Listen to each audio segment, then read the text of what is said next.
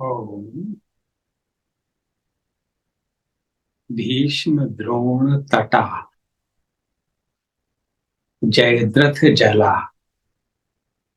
गांधार नीलोत्पला शल्य ग्राहवती कृपेण वहनी कर्णेन वेलाकुला अश्वत्थामा विकर्ण घोर मकरा दुर्योधना वर्तिनी सोत्तीर्णा खलु पांडवै रणनदी कैवर्तक केशव।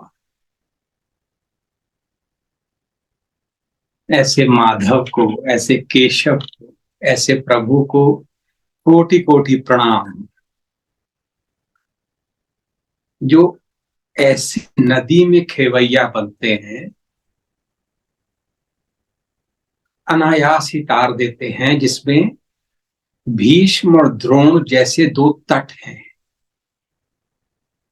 ये दो तट अजेय हैं, इनको हराया नहीं जा सकता।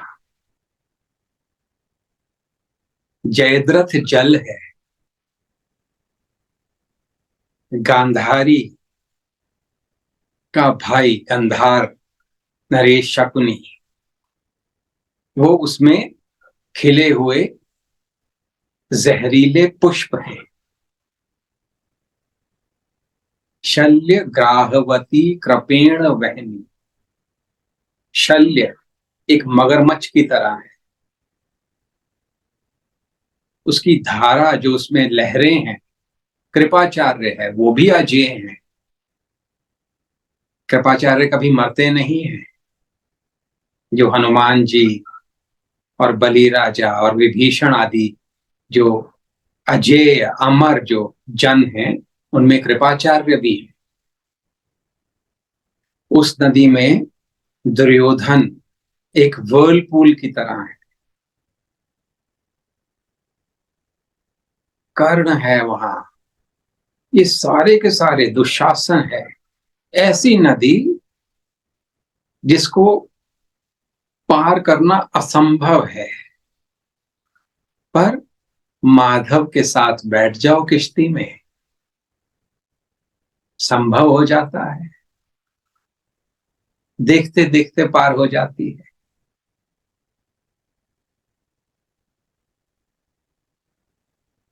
आप इमेजिन करो, ये जो जितने नाम बताए गए, ये सब हम में वास करते हैं। भीष्म और द्रोण गलत प्रायोरिटीज के मुखिया हैं। धर्म की परिभाषा जिन्हें समझ ही नहीं आती है, कहने को अति बुद्धिमान, कहने को सारा विश्व उनका सम्मान करता है, गुरुओं के गुरु कहलाए जाते हैं, बहुत आदरणीय हैं, पर अक्ल का अभाव है। जो धर्म और अधर्म को ठीक से नहीं पहचान पाया और अधर्म के रास्ते में चला गया और उसको धर्म मानने लग गया, भगवान कहते हैं ऐसा ज्ञान गलत ज्ञान है, राजसिक तामसिक ज्ञान है।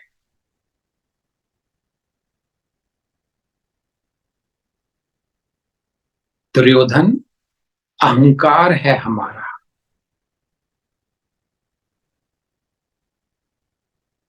भीष्म और द्रोण सिखा रहे हैं कि हमारा ही मन गलत प्रायोरिटीज में पड़ जाता है। जिंदगी में धन बहुत महत्वपूर्ण हो गया, लोग क्या कहेंगे बहुत महत्वपूर्ण हो गया, स्टेटस बहुत महत्वपूर्ण हो गया, जॉब बहुत महत्वपूर्ण हो गई, और परिवार आदि। बस पूरा मन इसी को धर्म मानने लग गया। जब भगवान कहते हैं गीता जी के अंतिम अध्याय के अंत में 66वां श्लोक आता है, सर्वधर्मान परित्यज्य मामेकम शरणम व्रज। अहम त्वा सर्व पापेभ्यः मोक्षयिष्यामि मा शुचः। सारे धर्मों का त्याग कर दे और मेरी शरण में आ जा, और फिर युद्ध भी कर। मैं तेरे को सारे पापों से, पाप क्या है, मैं और मेरा, मैं और मोर तोर ते माया ते पापा, मैं उसे मुक्ति दिलवा दूंगा। तो जो भी हमने ये धर्म, अर्जुन ने भी माना हुआ था युद्ध करना धर्म है, हमने भी माना हुआ है ये भी धर्म है, वो भी धर्म है। भगवान की भक्ति के अलावा सारे धर्म बहुत महत्वपूर्ण हो जाते हैं हमारे। तो जैसे कर्ण की, कृपाचार्य की, भीष्म पितामह की, शल्य की, द्रोणाचार्य की मति मारी गई थी, ये मति भ्रम के उदाहरण हैं। जैसे उनकी मति मारी गई थी, हमारी भी मति मारी गई है।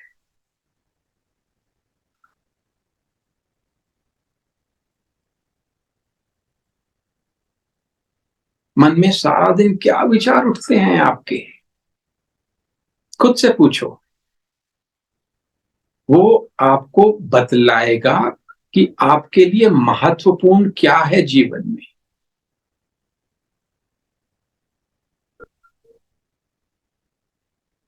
तो एक ही विचार के इर्द गिर्द हम कई दिन निकाल देते हैं।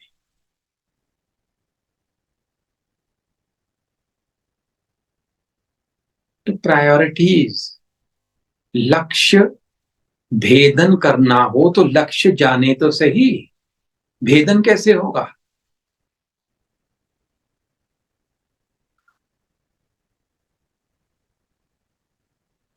तो ये सारी मुश्किलों के जो हमारे मन के अंदर खड़ी हुई हैं,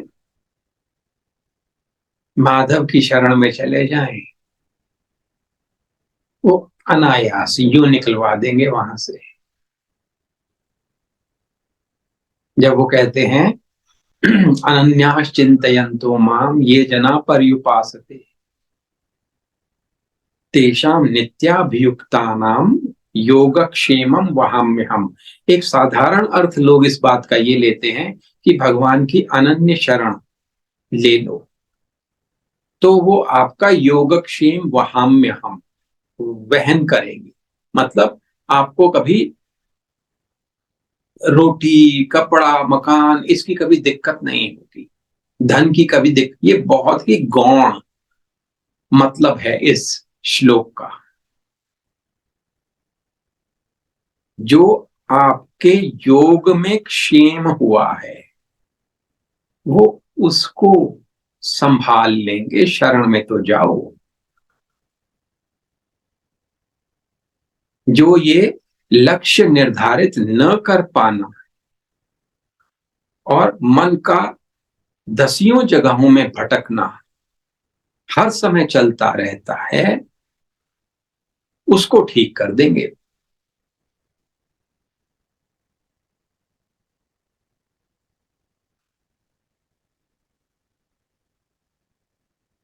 युधिष्ठिर के प्रश्न पे आते हैं।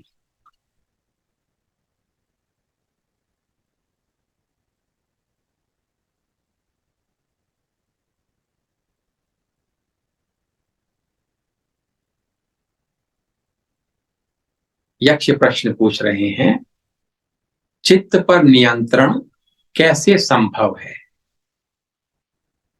युधिष्ठिर, इच्छाएं, कामनाएं चित्त में उद्वेग उत्पन्न करती हैं।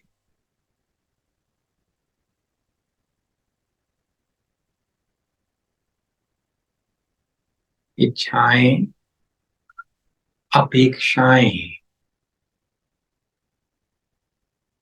कामनाएं, तृष्णा, स्पृहा, ये मन का मल है, गंदगी है। ये जहां होंगी, जिस मन में होंगी, वहां उद्वेग आएगा ही। इच्छाओं पर विजय ही चित्त पर विजय है, युधिष्ठिर कह रहे हैं।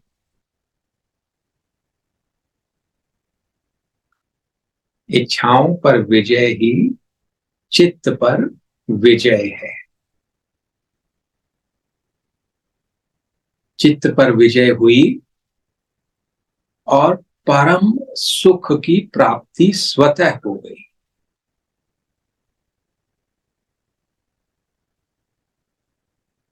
नहीं तो बहुत ऊपर नीचे मन करेगा, स्थिर नहीं होगा, बस इच्छाओं की पूर्ति में सुख ढूंढता रहेगा, मिलेगा नहीं। कितनी बार देखा है हमने जिंदगी में, एक बार नहीं, अपनी अपनी जिंदगी देखो, असंख्यों बार देखा है।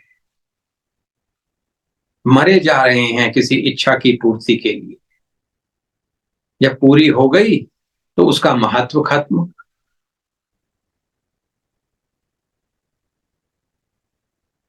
अभी रिसेंटली ही एक प्रश्न आया, ऐसी जगह से जहां शादी की बहुत तीव्र इच्छा थी और वर चुना भी हुआ था, परिवार वाले आनाकानी कर भी रहे थे, पर फिर भी उनको मना के शादी कर ली। बहुत एक्साइटमेंट,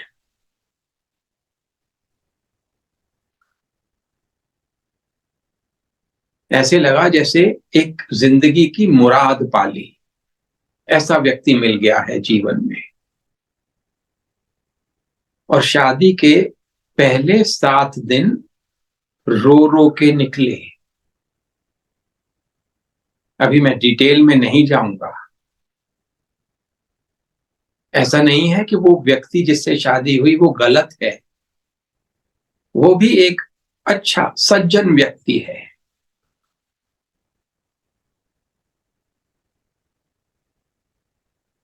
केयर करता है, रिस्पेक्ट करता है, प्यार करता है, पर फिर भी पहले 7 दिन बहुत ही उद्वेग में, दुख में निकले, रो रो कर निकले।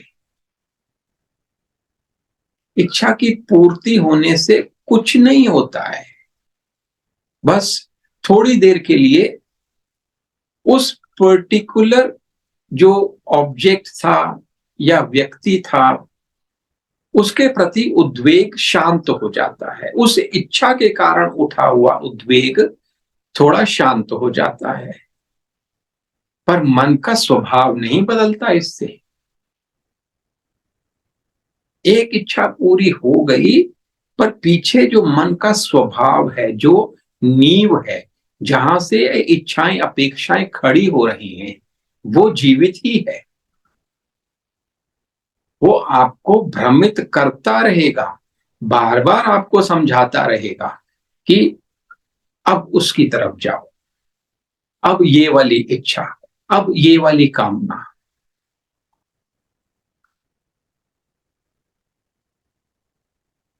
और वो मन को, ये सारी जो मनोवृत्तियां हैं, उद्वेग में रखेंगी, परेशानी में रखेंगी, और बीच में थोड़ा थोड़ा जिसे सुख कह देते हो आप,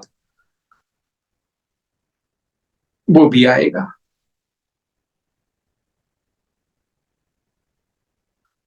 तो कैसा सुख होता है? भगवान राजसिक सुख की जब बात करते हैं, जो शुरू में बड़ा सुखदायी है,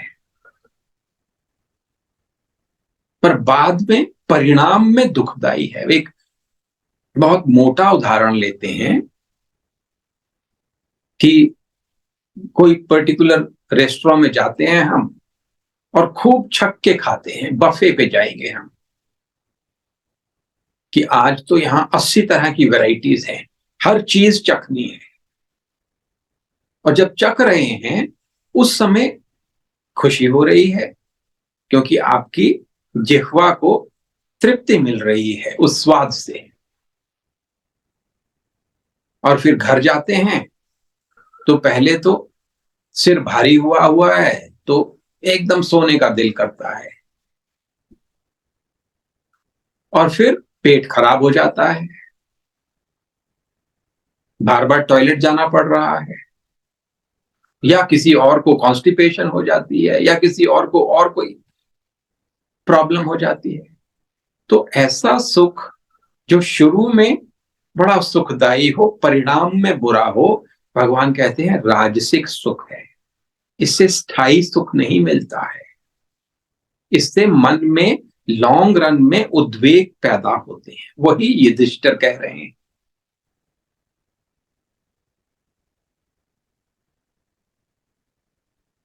मन को शांत करना, चित्त वृत्ति निरोध करना, ये कोई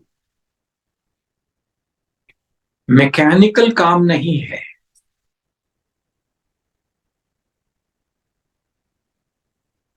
कि आप दौड़ लगा के आए 10 किलोमीटर की, और आके थक के बैठ गए या लेट गए, और आपको महसूस हो रहा है कि आपका मन बहुत शांत है उस समय।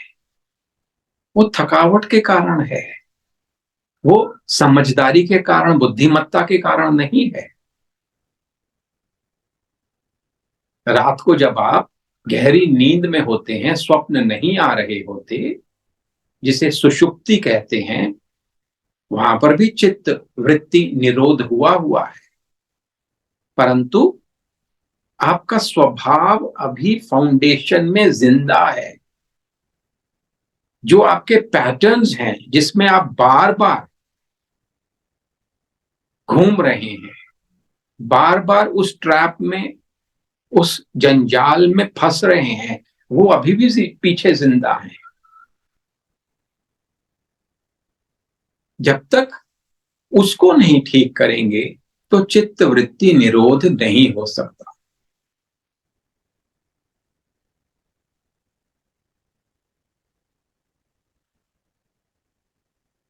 भगवान कहते हैं सुखम आत्यंतिकम यत्तद् बुद्धिग्राह्यम अतीन्द्रियम। 6ठे अध्याय में श्लोक आता है।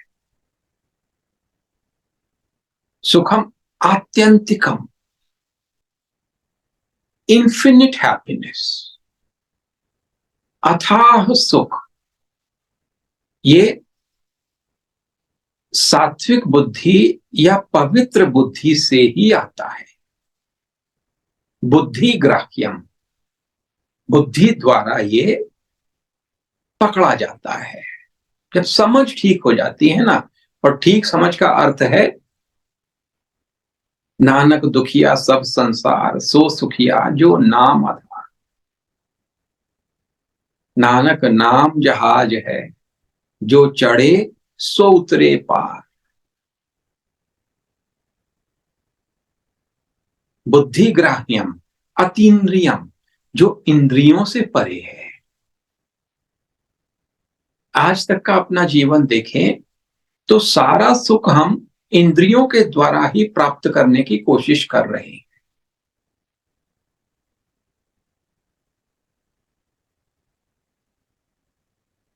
पर मन की चंचलता खत्म नहीं हुई, उद्वेग खत्म नहीं हुआ, परेशानियां चली जा रही हैं। पर हम उस ढर्रे की जिंदगी को छोड़ नहीं रहे हैं। बुद्धि ग्राह्यम, जब बुद्धि सद्बुद्धि बन जाएगी, केवल परमात्मा ही सत्य है, उनकी भक्ति, उनका भजन, उनका नाम, उनके गुण, उनसे प्रार्थना, उनकी भक्ति। क्या होती है भक्ति? परम प्रेम स्वरूपा, नारद जी कहते हैं। और दूसरी बात कहते हैं, उसमें अथाह समर्पण है। ये वाली बुद्धि, इसे पवित्र बुद्धि कहते हैं।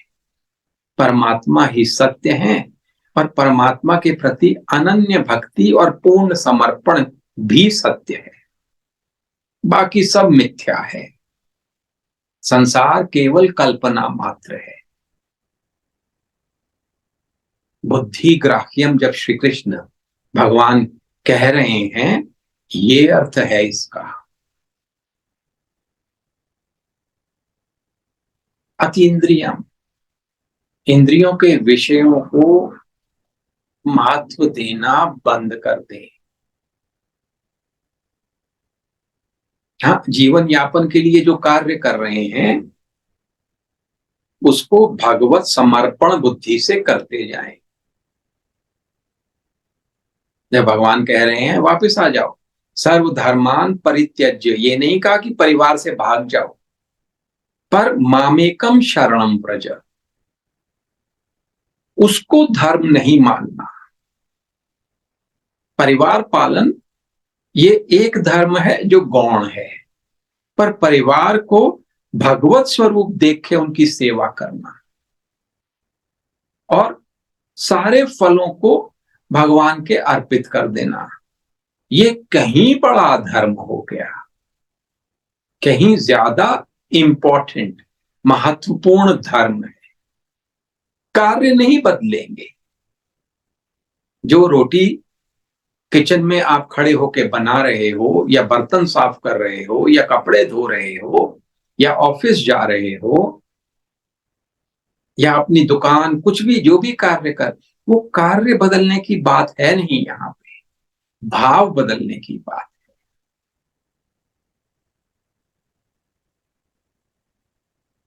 भाव बदलने, सारे कर्म उनके लिए। भगवान ने कहा यतः प्रवृत्तिर्भूतानाम येन सर्वम इदम ततम, जिससे सारा ब्रह्मांड व्याप्त है और जिससे सारी प्रवृत्ति उपजती है। जितने भी कार्य हो रहे हैं, असंख्य कार्य हो रहे हैं ब्रह्मांड में। जैसे चंद्रमा पृथ्वी के चारों तरफ चक्कर मार रहा है, पृथ्वी सूर्य के चारों तरफ चक्कर मार रही है, हमारी जो गैलेक्सी है उसमें हमारा सौर मंडल है, वो हमारा सौर मंडल उस गैलेक्सी में एक चक्कर मार रहा है। हो सकता है वो गैलेक्सी भी बाकी किसी बड़ी गैलेक्सी के चारों तरफ चक्कर मार रही है। कोई ना कोई कार्य हर समय चल रहा है, इलेक्ट्रॉन्स हर समय मूव कर रहे हैं, ऑसिलेट कर रहे हैं, सेल्स में हर समय हरकत बनी हुई है। जितना भी कार्य हो रहा है यतः प्रवृत्तिर्भूता नाम, वहां से आ रहा है, उस एक स्रोत से जो सर्वज्ञ सर्वेश्वर है।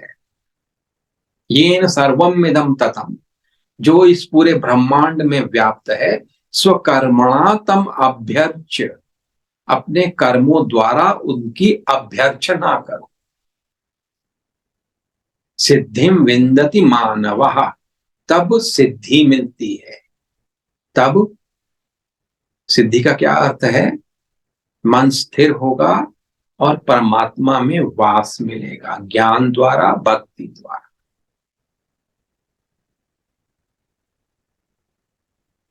इतना सा खेल है। केवल जो महत्व बुद्धि रखी है संसार में, वो हटाकर परमात्मा के चरणों में लगा दे। इतना सा खेल है। कार्य करते रहो जो करने हैं, कोई नहीं रोक रहा।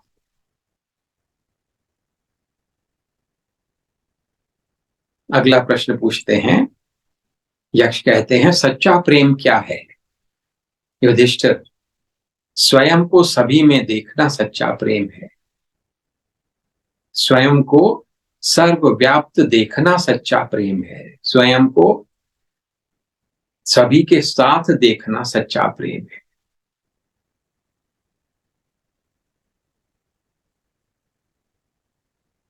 किसी के प्रति संवेदना, करुणा और वापस में कुछ न चाहना।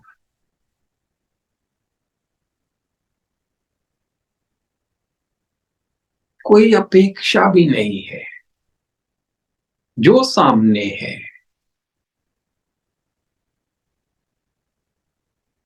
उस पे पूरा प्रेम उड़ेल दिया।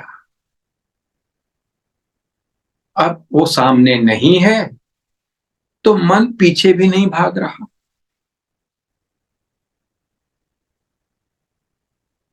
ये स्थिति ला सकते हैं क्या हम?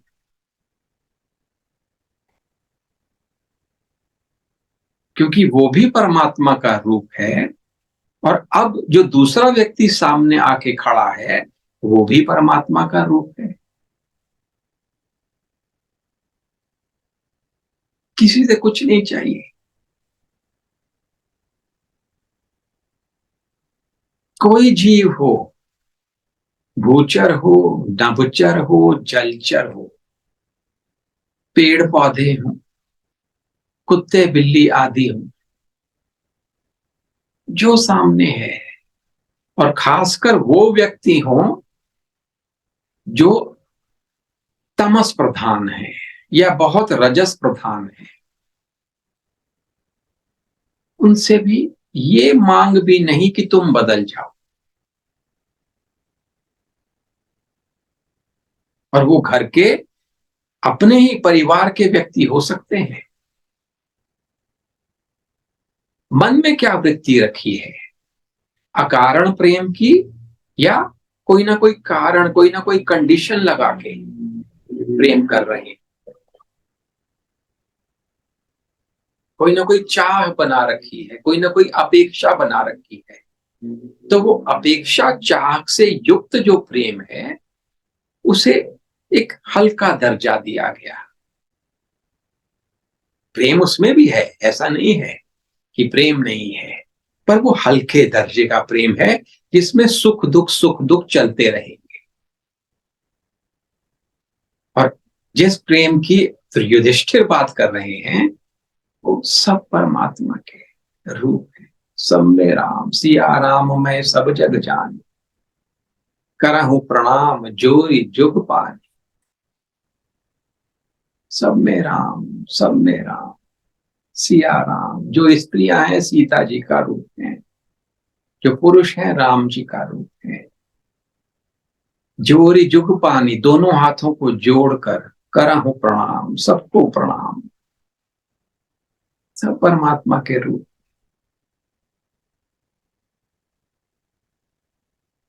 इस प्रेम में डर नहीं होता। ये व्यक्ति मेरे बारे में क्या सोच रहा है, ये व्यक्ति मेरे को छोड़ के चला जाएगा, ये व्यक्ति मेरी बात नहीं मानेगा, ये व्यक्ति मेरी बात नहीं समझ रहा है, इसको समझनी ही चाहिए, इस व्यक्ति को मेरे लिए ये कार्य तो करने ही चाहिए। ये सारी बातें, जो 4-5 बातें आपको मैंने बोली अभी, इनको छोड़ देते हैं। कोई मांग नहीं भाई। अब बड़े प्यार से सबके साथ बर्ताव और अनासक्ति और प्रेम का एक मिश्रण देके जीवन यापन करना। बहुत किसी से लाग लपेट नहीं कि उसके बिना तो मैं जी ही नहीं सकता, ये लाग लपेट हो, दाग लगा दिया हमने प्रेम पे। उसको तो मेरी बात माननी ही चाहिए, दाग है ये।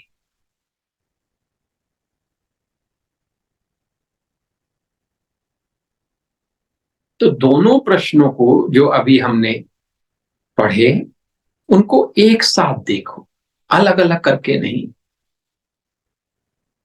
पहले प्रश्न में युधिष्ठिर ने कहा इच्छाओं कामनाओं से निवृत्ति, तो मन शांत हो जाएगा, अपने में पूर्णता की प्राप्ति होगी। अब उस पूर्ण और शांत मन से आप अकारण सबसे प्रेम कर पाएंगे, नहीं तो नहीं हो पाएगा। अगर पहली वाली कंडीशन आप मीट नहीं करते हैं तो दूसरी नहीं हो पाएगी।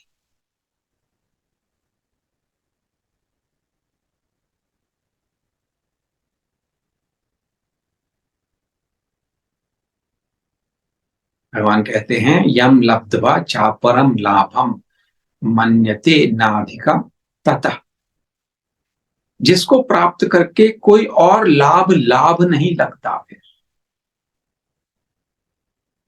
वो क्या है?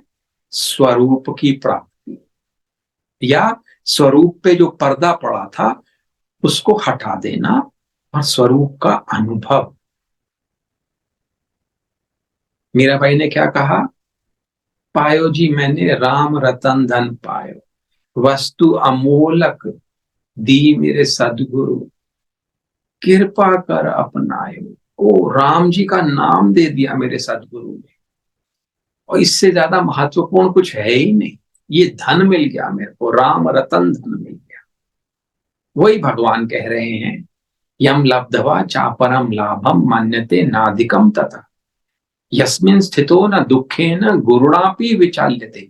गुरु यानी भारी से भारी दुख भी हो, वो भी आपको विचलित नहीं करेगा जब आप राम नाम में स्थित हो जाएंगे, या स्वरूप में स्थित हो जाएंगे, या अनन्य भक्ति में स्थित हो जाएंगे। यस्मिन स्थितो, जिसमें स्थित होकर कोई बड़े से बड़ा दुख कोई अनायास ही पार कर जाएंगे श्री कृष्ण के साथ होंगे। तो वो नदी जिसमें भीष्म और द्रोण जैसे तट हैं, और दुर्योधन और गंधार नरेश और कृपाचार्य और अश्वत्थामा और जयद्रथ और कर्ण और दुशासन जैसे मगरमच्छ हैं, मछलियां हैं, उसमें अनायास ही पार कर जाएंगे।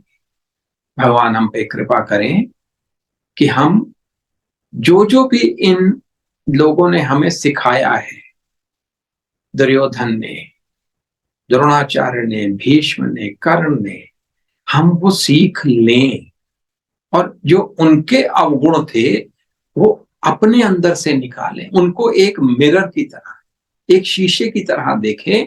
वो हमारे को हमारे अवगुण बता रहे हैं। उनमें जो भी होंगे वो तो सारे के सारे भगवत स्वरूप ही हैं।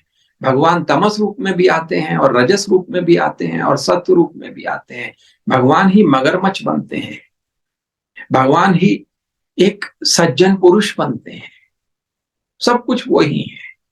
अब हम उनमें गलतियां देखने की जगह, बाकी दूसरों में गलतियां देखने की जगह, उनको वो जो गलतियां हमारे में हैं उसका हम निवारण करें, अपने मन से निकालें।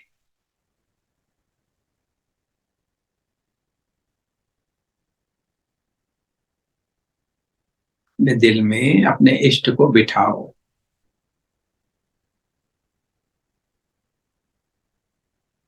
आप खुद उनके सामने खड़े हैं, हाथ जोड़कर।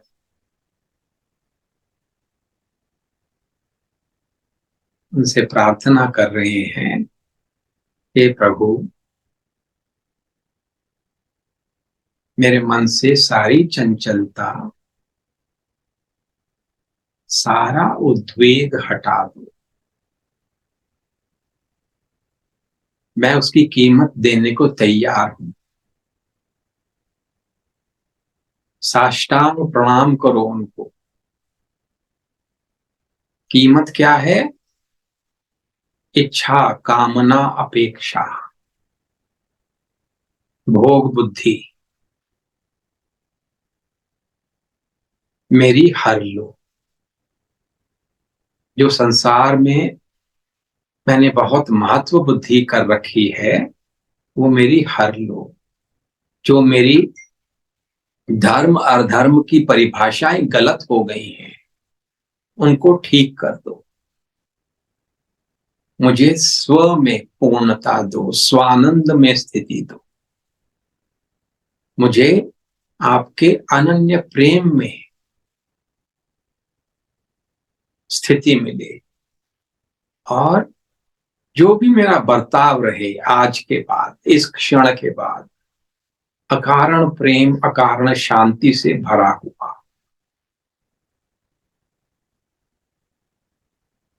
उनके साष्टांग करे हुए हो ना, उनके चरणों पे हाथ रख दो, पकड़ लो उनके चरण, कि ये तो देना ही पड़ेगा। ये आपका जो पुत्र है ना, ये हठी पुत्र है, कि आपकी पुत्री बहुत हठी पुत्री है, ये तो चाहिए ही मुझे, बहुत जीवन निकल गया है, बस अब और एक दिन भी मैं वेस्ट ना करूं,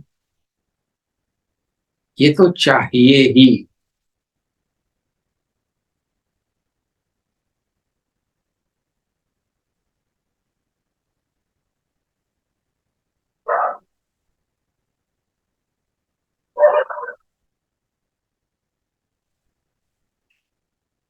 ओम श्री कृष्णार्पणमस्तु, श्री रामकृष्णार्पणमस्तु। हरि ओम तत्सत्। ओम सर्वे भवन्तु सुखिनः, सर्वे सन्तु निरामयाः, सर्वे भद्राणि पश्यन्तु मा कश्चित् दुःखभाग्। ओम शांति शांति शांति। हरि ओम तत्सत्। हमारी अकारण प्रेम अकारण शांति में स्थिति हो, पूर्ण सत्य अनन्य भक्ति में स्थिति हो, पूर्ण समर्पण में स्थिति।